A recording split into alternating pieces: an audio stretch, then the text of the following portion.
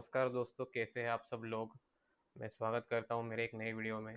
तो आज मैं बात करूंगा साईं बाबा के बारे में, और जो साईं बाबा से रिलेटेड जो कंट्रोवर्सीज हो रही है उनके बारे में बात करूंगा। जैसे कि बहुत सारे हिंदू संत है या फिर जो धर्मगुरु, जो खुद को धर्मगुरु कहते हैं, जो साधु संत, वो कहते हैं कि साईं बाबा हिंदू है ही नहीं और वो एक फ्रॉड बाबा थे, उनका नाम चांद मियाँ था। और बहुत सारे मुस्लिम मौलाना मौलवी है और वो लोग भी यही कहते हैं कि साईं बाबा कोई संत नहीं थे, बस ढोंगी थे, या फिर वो मुस्लिम नहीं है, वो हिंदू थे। पहली बात तो साईं बाबा ने कोई अपनी संपत्ति नहीं बनाई, ना ही प्रॉपर्टी बनाई, ना ही वो लोगों से पैसे लेते हैं जो आजकल के साधु संत लेते हैं, या फिर मौलाना मौलवी जो, या फिर जो मुस्लिम संत है वो लेते हैं, है ना।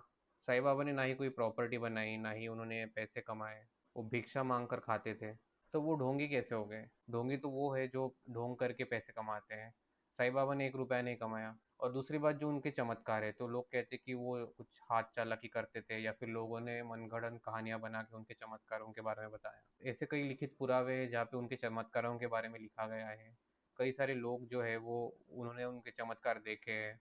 तो ऐसा नहीं हो सकता कि वो सब फेक था, है ना।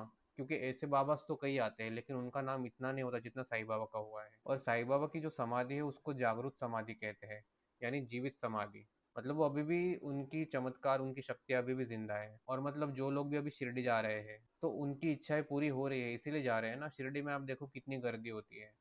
अगर मतलब मेरे पिताजी कहते थे कि जहाँ चमत्कार है वही नमस्कार है ना। अगर चमत्कार नहीं है किसी जगह पे तो वहाँ पे लोग नमस्कार भी नहीं करते। तो इतनी गर्दी है तो उनकी कुछ ना कुछ इच्छाएं तो पूरी हो रही होंगी। और ऐसा नहीं कि भाई नॉर्मल लोग जा रहे हैं, बड़े बड़े सेलिब्रिटी जाते हैं, साइंटिस्ट जाते हैं वहाँ पे माथा टेक के आते हैं। और पर्सनली मैं मेरी बात बताता हूँ, जैसे मेरे पिताजी को लड़का चाहिए था, तो लड़का चाहिए था इसीलिए उन्होंने नवस बोला था। मराठी में नवस कहते हैं, नवस को हिंदी में मन्नत कहते हैं। तो मेरे पिताजी ने मन्नत मांगी थी कि अगर लड़का होगा तो मैं हर साल उसे आपके यहाँ लेकर आऊँगा। और मैं हो गया, मैं पैदा हो गया। और उसके बाद हर साल मैं जाता था, लेकिन बीच में नहीं गया, है ना। लेकिन जब भी मैं जाता हूँ और जब भी मैं कुछ मांगता हूँ वहाँ पे, तो मुझे मिल जाता है। जैसे मैं बहुत साल पहले गया था, मैंने जॉब के लिए मांगा था कि मुझे जॉब मिल जाए, तो मुझे उसमें 1 महीने के अंदर जॉब मिल गई थी।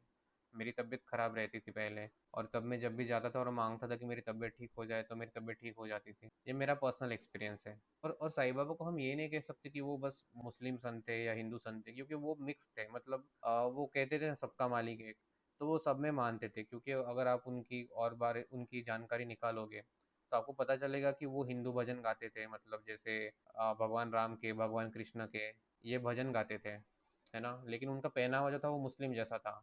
मतलब वो कफन जैसा कुछ बांधते थे ऊपर, और कपड़े भी मुस्लिम, जो सूफी संत होते हैं वैसे वैसे पहनते थे।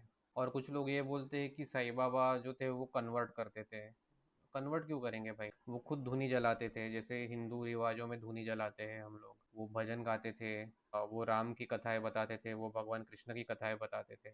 और वो हिंदू फेस्टिवल सेलिब्रेट करते थे, दिवाली होली वो सेलिब्रेट करते थे। तो वो क्यों मतलब ऐसा करेंगे? और उनके अंदर कुछ मुस्लिम बातें भी थी, जैसे कि वो एक मस्जिद के अंदर रहते थे जिसे द्वारका माई कहते हैं, तो वो मुस्लिम एंगल भी था उनका एक। तो वो मतलब एक मिक्स्ड हम सेंस कह सकते हैं, क्योंकि वहाँ पे शिरडी में जो है, वहाँ पे उनकी समाधि भी रखी हुई है और मूर्ति भी है।